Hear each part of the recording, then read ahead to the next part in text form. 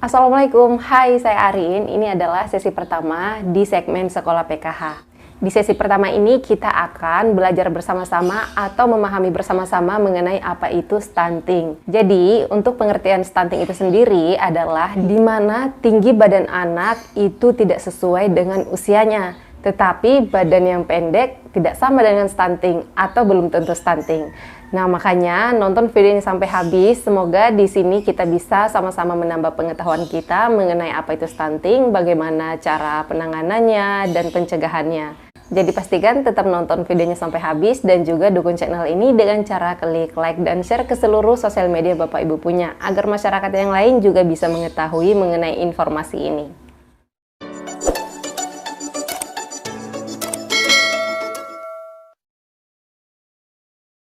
Baiklah, langsung saja di sini saya akan berikan simulasi sebuah pohon seperti ini, yang mana akar ini kita artikan sebagai landasan atau pondasi sebagai orang tua untuk mencapai sebuah harapan terhadap anak-anak kita kelak setelah dewasa.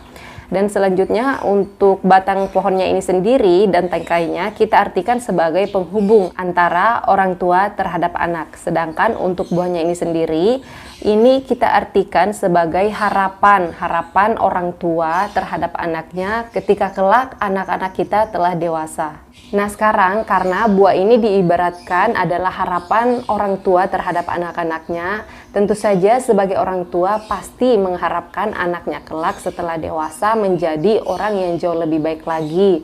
Ya, paling enggak kehidupannya jauh lebih baik dibandingkan kedua orang tuanya. Ya, walaupun kita merasa hidup kita sebagai orang tua sudah baik, tapi pasti ada harapan yang jauh lebih baik lagi untuk anak-anak kita kelak setelah ia sudah dewasa. Nah, salah satu contohnya misalnya kelak ketika anak kita dewasa, kita ingin dia menjadi seorang tokoh agama atau ustadz atau ustazah contohnya. Atau kelak setelah dewasa kita memiliki harapan agar anak kita itu bisa lulus di perguruan tinggi, kemudian bisa mendapatkan pekerjaan yang layak. Contoh misalnya pekerjaan sebagai aparatur sipil negara atau aparatur desa. Atau kita pengen anak kita menjadi dokter contohnya. Nah, sebagai orang tua tentunya ada usaha atau upaya yang harus dilakukan agar anak-anak kita kelak bisa mencapai impian-impian tersebut ini. Nah, salah satu contohnya misalnya ketika orang tua ingin anaknya kelak menjadi tokoh agama atau ustadz atau ustazah, tentunya usaha yang harus dilakukan oleh orang tua. Di sini kita taruh di bagian gambar akar ini ya, akar pohonnya, karena ibaratnya pohon ini akarnya adalah landasannya atau pondasinya. Nah, usaha yang harus dilakukan oleh orang tua ini apabila anaknya pengen kelak setelah dewasa ingin menjadi tokoh agama, ustadz atau ustazah, maka yang perlu dilakukan orang tua di sini yaitu adalah menyekolahkan anaknya di lingkungan yang berbau agama atau ke pesantren agar anaknya kelak bisa menjadi seorang ustadz atau ustazah sesuai dengan harapan sebagai orang tua. Ingin anak kita bekerja di tempat pekerjaan yang lebih bagus lagi dan lulus di perguruan tinggi, menyelesaikan sekolahnya dengan baik, maka usaha yang harus dilakukan orang tua sejak dini yaitu salah satunya adalah mendukung anak agar tetap rajin belajar dan menyelesaikan sekolahnya dengan baik, serta usaha yang lainnya yang harus disiapkan oleh orang tua ya tentunya menyiapkan biaya sekolah pada anak-anak kita agar anak kita tidak putus sekolah. Jadi selain usaha, kita juga harus memerlukan biaya di sini sebagai upaya yang dilakukan orang tua agar harapan kita kepada anak-anak kita nanti bisa terwujud karena kita sudah menyiapkan dan sudah berusaha. Karena tentu saja ada hubungan yang sangat erat antara harapan orang tua dengan usaha yang dilakukan oleh orang tua. Di sini nih di bagian akarnya, ini adalah usaha yang dilakukan orang tua di sini. Dan jika orang tua ingin anaknya menjadi anak yang sukses, maka orang tua perlu konsisten melakukan berbagai macam usaha untuk mewujudkan harapannya. Yang ada di sini nih, yang di bagian buah-buah pohon ini. Salah satunya yaitu agar mendukung pertumbuhan dan perkembangan anak sejak dini agar terhindar dari yang namanya stunting. Sehingga anak-anak kita bisa dapat berprestasi dan mudah untuk mewujudkan impian-impian kita yang ada di bagian buah pohon ini. Nah, di sini ada dua gambar anak, di mana di sini kondisi anak ini berbeda ya, walaupun sebenarnya ini adalah usia anak ini sama, tapi di sini bisa kita lihat ada situasi A ini, di mana situasi A ini adalah tinggi badan yang sesuai dengan usia anak. Sedangkan di situasi B ini adalah tinggi badan yang lebih pendek dari tinggi badan rata-rata anak seusianya yang disebut dengan stunting. Nah, resiko stunting ini lebih tinggi pada masa 1000 hari pertama kehidupan, yaitu sejak masih di dalam kandungan sampai dengan anak berusia 2 tahun. Itu yang disebut dengan 1000 hari pertama kehidupan. Adapun penyebab stunting ini sendiri itu terbagi menjadi dua bagian ya, yang mana penyebab yang pertama yaitu adalah penyebab langsung.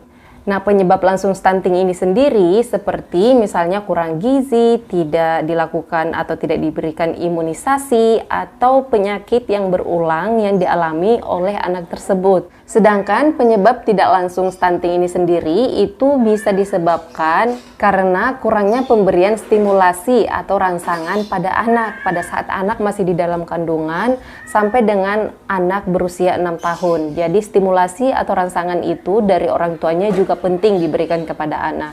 Nah, selain itu kebersihan diri dan juga kebersihan lingkungan dapat mempengaruhi penyebab tidak langsung stunting pada anak. Jadi perlu dipastikan juga kebersihan diri pada saat mengurus bayi baru lahir tentunya, atau pada saat anak masih dalam kandungan, itu juga penting, serta kebersihan lingkungan. Jadi penyebab langsung stunting ini kita taruh ke bagian batang utama atau batang pohon yang besar ini ya. Di sini adalah penyebab langsung stunting. Dan penyebab tidak langsung stunting ini kita taruh di bagian ranting-ranting pohon tersebut. Nah, penyebab langsung stunting ini kan seperti yang sudah saya sampaikan tadi, yaitu misalnya anak ini kurang gizi, tidak imunisasi, dan mengalami penyakit yang berulang. Sedangkan penyebab tidak langsung stunting ini, contoh misalnya anak tersebut itu kurang diberikan rangsangan atau stimulasi, dan juga perilaku kebersihan diri dan lingkungan. Jadi Bapak Ibu, jika diibaratkan pohon ini adalah anak kita, sedangkan di bagian batang pohon dan di ranting pohon ini dipenuhi dengan situasi yang seperti ini, kira-kira seperti apakah kondisi buahnya nanti? Ya, sudah pasti kondisi buahnya pasti tidak sesuai dengan yang diharapkan karena banyaknya penyebab-penyebab atau hambatan-hambatan seperti ini pada pohonnya atau pada rantingnya. Karena dampak stunting ini sendiri itu akan menyebabkan anak kita menjadi gagal tumbuh, gagal kembang, dan rentan terhadap berbagai macam penyakit. Gagal tumbuh ini yaitu suatu kondisi pada anak yang ditandai oleh kenaikan berat badan yang tidak sesuai atau berat badan yang tidak naik, atau malah bahkan turun berdasarkan pengukuran sebelumnya pada grafik pertumbuhan yang ada di dalam kartu KIA-nya. Nah, maka dari itu orang tua perlu terus memantau perkembangan kenaikan berat badan anak. Jika berat badan anak ini tidak naik atau cenderung turun di bulan sebelumnya, maka perlu diwaspadai kemungkinan anak terkena gagal tumbuh. Sedangkan yang dimaksud dengan gagal kembang ini yaitu kegagalan tumbuh kembang anak pada anak baru lahir sampai dengan usia 2 tahun yang berkaitan dengan kondisi di mana anak mengalami keterlambatan atau tertahannya pertumbuhan fisik tubuhnya sehingga perkembangannya seringkali dinilai tidak normal umumnya. Kegagalan pada tumbuh kembang anak ini disebabkan oleh kebutuhan nutrisi dan stimulasi yang kurang memadai. Sedangkan untuk gangguan metabolisme ini sendiri yaitu kelainan medis yang mempengaruhi produksi sel tubuh anak. Selain itu dapat juga yang diakibatkan oleh makanan, racun, infeksi, dan lain-lain.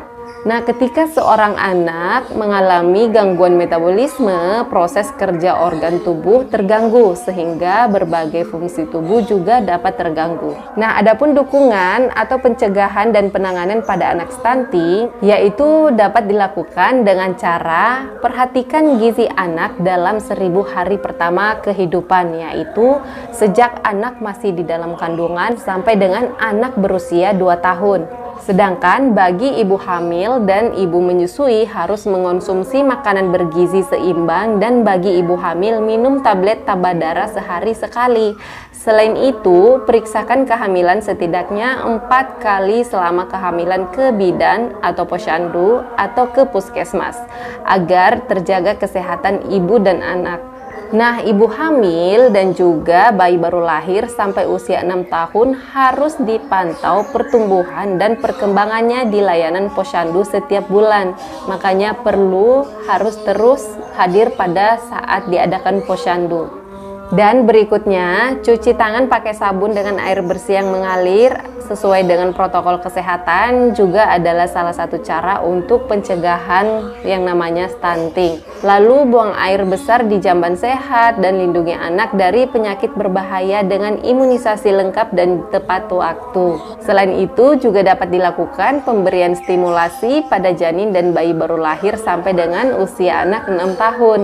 Dan mengakses layanan masyarakat dan informasi yang tepat jika terdapat anak stunting. Dan jika terdapat anak stunting yang ada di sekitar kita, jangan diberi pelabelan atau jangan mengolok-oloknya. Tapi langkah yang harus dilakukan adalah masyarakat atau orang tua menginformasikan hal tersebut kepada pendamping sosialnya atau petugas kesosnya yang ada di desa atau kelurahan setempat. Selain itu juga masih belum terlambat untuk memberikan nutrisi dan juga gizi yang cukup pada anak tersebut, dan juga memberikan stimulasi atau rangsangan kepada anak yang sudah mengalami stunting.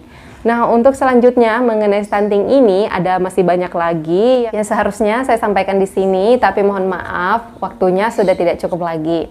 Insya Allah di next video kita bertemu lagi di sesi berikutnya masih seputar stunting. Jadi jangan pernah bosan untuk selalu mengikuti setiap sesi yang kami bahas di channel ini, dan terima kasih banyak yang sudah menonton video ini sampai habis. Nah, Bapak Ibu, yang perlu kita lakukan sekarang setelah mengetahui semuanya penyebab stunting dan apa dampak dari stunting ini, yang perlu kita lakukan adalah menerapkannya. Apa yang kita dapat dari video ini, yang kita pelajari bersama-sama di sini, itu kita terapkan di rumah, minimal untuk keluarga kita dulu. Ya, seperti menjaga kebersihan diri dan juga lingkungan keluarga kita, dan juga mencuci tangan di air yang mengalir menggunakan sabun, karena itu semua adalah salah satu bagian dari cara untuk mencegah terjadinya stunting. Sekali lagi terima kasih dan sampai ketemu lagi dengan saya di video selanjutnya. Wassalamualaikum warahmatullahi wabarakatuh.